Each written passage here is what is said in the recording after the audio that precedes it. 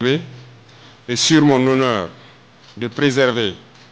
Au moment où il prête serment ce 21 octobre 2022, de nombreux observateurs pariaient sans doute déjà que le nouveau chef de l'État burkinabé se perdrait très vite dans les labyrinthes des intrigues politico-militaires nationales aux tentacules complotistes occidentales. Mais le capitaine Ibrahim Traoré va se montrer plus coriace que prévu. Son premier chantier, c'est la guerre, et pour la gagner, il faut des armes. Il met en place un ambitieux programme de réarmement de l'armée dépourvu à son arrivée. Les achats se multiplient, les livraisons s'enchaînent. L'organisation des troupes aussi est accélérée, avec l'augmentation du nombre de birs, les redoutables bataillons d'intervention rapide. La lutte contre le terrorisme monte en intensité. La méthode est simple. Il faut se battre. Nous allons les poursuivre jusqu'à leur dernier retranchement et les éliminer jusqu'au dernier. La seule chose qui puisse prévaloir pour qu'ils puissent survivre, c'est qu'ils se rendent à nos différentes forces en déposant les armes et leur logistique. Le cas échéant, combattez-les jusqu'au dernier. La bataille s'engage aussi sur le front diplomatique. Très vite, ça se passe mal avec la France. Paris est accusé d'être de connivence avec les terroristes. Conséquence, l'ambassadeur en poste est expulsé en janvier 2023. Le détachement militaire en stationnement plie bagage 1 mois plus tard, en février. Des actions appuyées par plusieurs manifestations anti-françaises. Il faut dire que depuis sa prise de pouvoir, le capitaine Traoré bénéficie de l'adhésion d'une grande majorité de la population et jouit d'une forte popularité. Les ronds-points et les carrefours sont pris d'assaut par des volontaires qui veillent.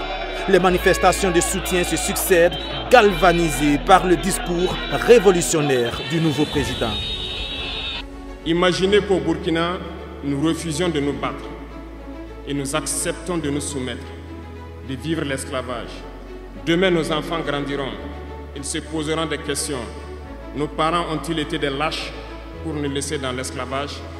Le dialogue direct, c'est son arme de communication préférée. Le capitaine Traoré est convaincu que le peuple est assez mature pour comprendre les enjeux du moment et s'évertue à leur parler directement. Il répète l'exercice encore et encore à chaque fois que la situation l'exige, sans langue de bois. Nous n'avons pas peur et nous n'aurons jamais peur. Nous continuerons notre lutte. Son style séduit les Burkinabés, déroute ses adversaires et fâche certains grands intérêts qui le trouvent dangereux pour leur hégémonie. Il faut donc l'arrêter. Les tentatives de coup d'État se multiplient et sont déjouées les unes après les autres. Elles renforcent l'inflexibilité du capitaine Traoré. Ces valets locaux et ces sous-préfets qui sont là à exécuter les ordres de leurs maîtres, croyant pouvoir mettre fin à notre révolution, qu'ils comprennent que nous avons pris toutes les mesures. Et je le dis une fois de plus, on sera impitoyable et sans état d'âme face à ceux-là qui pensent pouvoir se mettre à travers du développement de notre patrie. Dans cette même allocution, il annonce ce qui était déjà en marche. Nous ne sommes pas dans une démocratie, nous sommes bien en révolution, progressiste, populaire. La RPP repose sur 2 poutres majeures, l'ordre et la discipline. Les organisations syndicales sont priées de la mettre en veilleuse. Plus de grèves intempestives, les combines politiciennes s'estompent, la brigade Laballe sillonne et sévit contre les incivismes de toutes les formes, les caniveaux sont vidés par les riverains, les emprises sur les voies publiques sont dégagées. Mais au-delà des actes, c'est la mentalité du peuple burkinabé que le président veut changer. L'immersion patriotique obligatoire pour les bacheliers et les brevetés et le camp de vacances Faso-Mebo sont annoncés mis à exécution. Les détracteurs de ces 2 programmes murmurent, mais les résultats vont leur donner tort. Ce que j'ai appris sur le Burkina Faso, mon pays, c'est que on nous disait qu'est-ce que veut dire le patriotisme. Un patriote, c'est qui? Une personne patriote, c'est une personne qui défend son pays, qui est prête à tout pour son pays, qui veut le développement de son pays. Le patriotisme, poussé dans tous les secteurs. Outre le fonds de soutien patriotique régulièrement alimenté par les dons venus de partout, ce patriotisme atteint les sommets avec l'initiative présidentielle Faso-Mebo.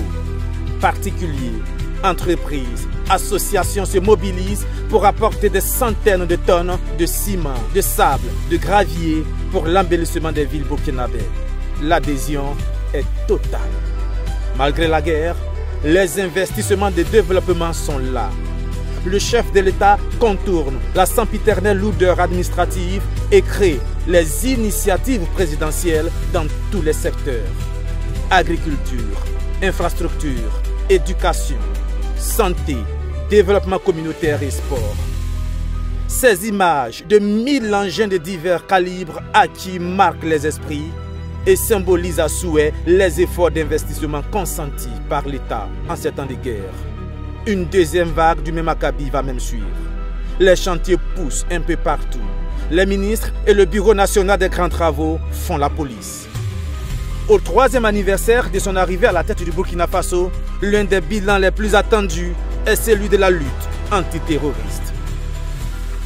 Les chiffres sont parlants. D'environ 40% du territoire seulement contrôlé par les FDS en 2022, on est passé à près de 72% en 2025, selon les dernières statistiques.